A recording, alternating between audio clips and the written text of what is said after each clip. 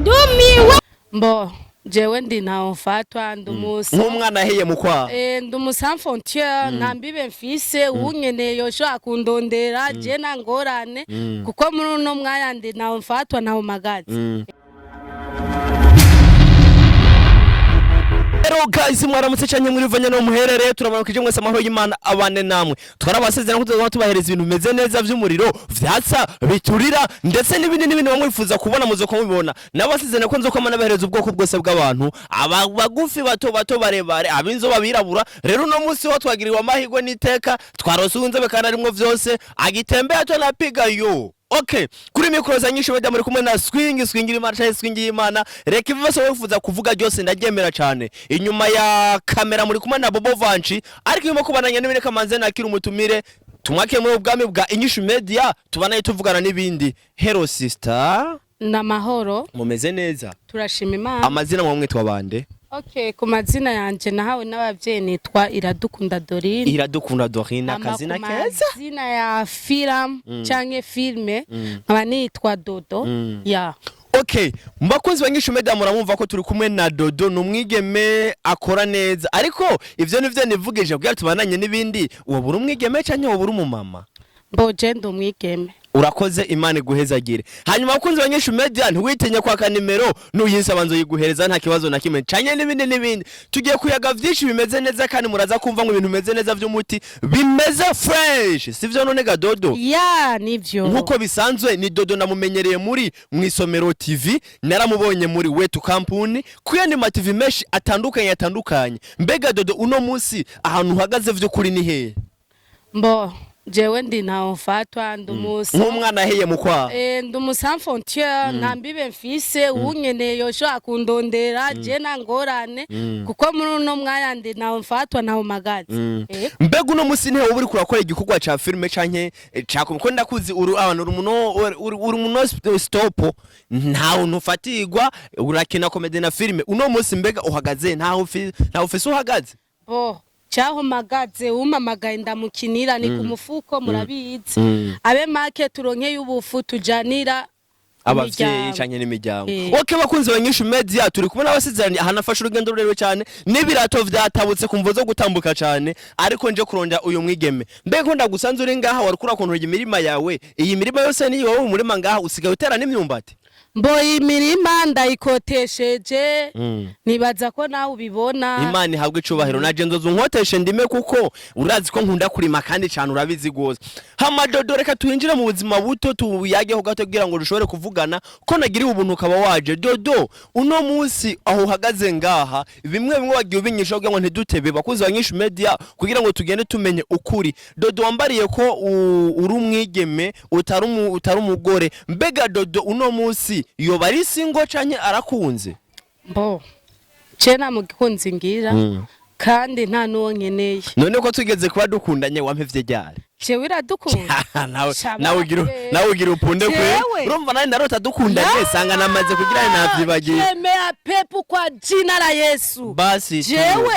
Basi Dodo basi reka nakyo tumaze uno munsi uvuze kuri singo hari ico woba warigeze gukunda? Mbo narigeze gukunda kandi urukundo ruraryoshe rumeze neza ariko bishitse rurabiha akantu gato urabivamo kuko nta mpamvu yo kuguma mu rukundo kuko urukundo ruraryana kandi rurabishe iyo habayemo utundi tuntu tuvirisikana. Urumva ushatse kuvuga ko rero uvuga ati jewe vire vy'urukundo wese no bahanura abakobwa mukunze abagabo banyu mushire ko ruje babwire ko mwahebanye ntavyo kubana mugubanya bakunze nuko ushatse kuvuga? Oya ababishoboye no bahanura ko bakomeretseho ariko je ntavyo ngishoboye. Ntabyo ngishoboye nta nivyo ngikeneye kuko ubu buzima si ibyo gukunda urukundo rwaraheze mu bantu ahubwo dukwiye gusubira mu Mana tugasenga tukikundira Imana gusa nayo ibisigaye byose mafu ni burebule. Okay Dodo no musi ryo muvuze rimeze nk'irinezera gato nuko atari cyane gose abigeme batarakwiza imyaka 17 uza wumva ngo misi yayeneza myaka yagupenda agifikije 27 uza wumva ngo jewe ngo ndonka bose n'abapirate ngo nonda yabakunzi bameze neza akwije imyaka 35 uza wumva ngo umugabo wanje ni Yesu. niko kuri hama Dodo nyamba atari ibanga ndakwibarize ikintu cyo bacatumye uva muri isomero waravuye uvuze ko atahagaze uvuga ati muze somaze kuzivamo nyamba atari ibanga bari kibazo cyo bacara habaye canye washatse kuvuga ati reka mpindura akarere mbandanye njana handi n'ahandi boje nta ngorane nimwe twoba dufitaniye n'umuntu umwe wese abafise uko avyumva kandi umwe wese abafise ahagaze n'inumero yiwe nico ashaka gushikako nibaza ko narandiriye cyane guheba ikintu canke kuva mu kintu n'uburenganzira bw'umuntu ama bikarangira nawe ucu byumva nk'umuntu tumaze guheba ama TV menshi tumaze guheba ibikorwa byinshi n'ababyeyi twarabahevye ivyo nivyo duca intege urakoze cyane mu mwigeme wacu Dodo ikindi kibazo mfise ni kimwe gusa kugira ngo ce tubandanya dukora n'ibindi Dodo wambare ko ngara ukoteje nanjye nkumbere ejo nzoza ukankotesha nkashobora kurima canke nkagira gute nubwo navyibagiye kurima Dodo uravuze yuko kuva mu gikorwa cyose ubari kuvyumvisemwo ushobora ukivamo canke ntukivamo bivanye nuko bimeze bakunze abanyishu media ndo turi kumwe ni filime nyinshi amaze gukinamwo ni heshi cyane hatandukanye Dodo uno munsi wo mukenera yoshobora kumuronka ya bondonka kuko nanje ndafise chano yanje bondondera ndafise ama Facebook ama Instagram yose ndayakoresha unkeneye yondondera nitwa ku mazina yanje Facebook nitwa Dodo Dole canke Dodo Doline iradukunda hama Instagram nitwa iradukunda Doline TikTok iradukunda ibintu nk'ivyo nuko murakoze okay Dodo nyamba ubona naje gusa sivyo narije ukubaza ndafise umuntu ari kwitwarira yaravuze ati nk'abakozi ba Nyishu Media mwanzi mu bantu bakora muri Nyishu Media musanzo nyene mugendana nkasharashika ati swinge je ndagukeneye ndakuzi yuko umuntu agutumye upfumupfa hano bwo bari kurasa nakwemera rumwe rukanyinjira nkavuga ati we nubwo ndashe basi gusa nuko nyene ufise ndavuga ati reka nzoshiteyo Dodo uno munsi hari umuntu mwamufitaniye beef izina rya Yesu nta numwe nta nuwo mfitiye ideni Imana ivyumve jewe ndera